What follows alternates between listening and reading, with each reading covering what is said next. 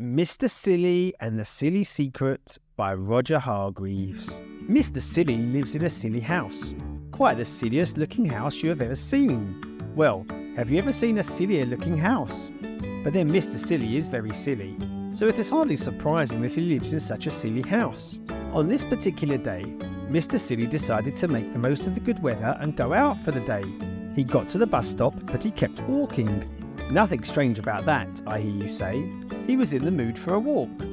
But no, not at all. Mr. Silly had decided to wait for the bus a little further along by a lamppost. But do you know what happens when you wait for a bus by a lamppost? That's right, the bus doesn't stop. How silly of Mr. Silly.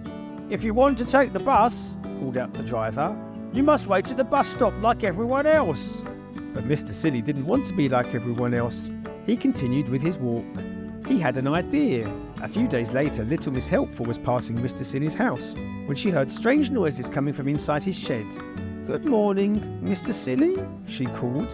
"Can I help you?" "If you want to," replied Mr. Silly. Poor little Miss Helpful. She came out of the shed covered in sticky black oil. "Yuck!" she cried. What could Mr. Silly be up to in his shed? It was a mystery.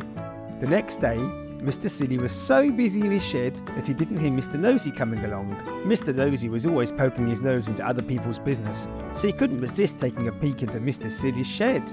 Bang! Ow! Mr. Nosy's nose got shut in the door. "I'm sorry," said Mr. Silly. "Let me make it up to you. I'll show you my secret." Would you like to know what Mr. Silly's secret was? Mr. Silly had made himself a car, but not at all like anyone else's car. It was an extremely tall, bath-shaped car. Mr. Silly could see for miles around. "A car that you can take a bath in," laughed Mr. Funny. "How funny!"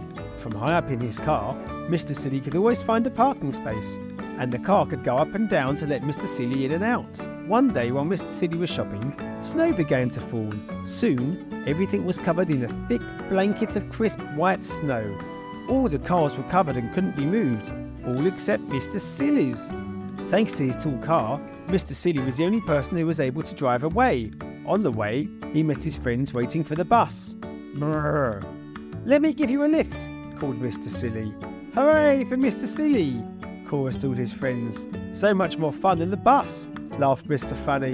The next day, all the newspapers told the story of Mr. Silly's amazing invention. Now, everyone wanted a car like Mr. Silly's. "I think," said Mr. Silly to himself, "that I'll build a jellycopter next. Or something even sillier. What do you think that could be?"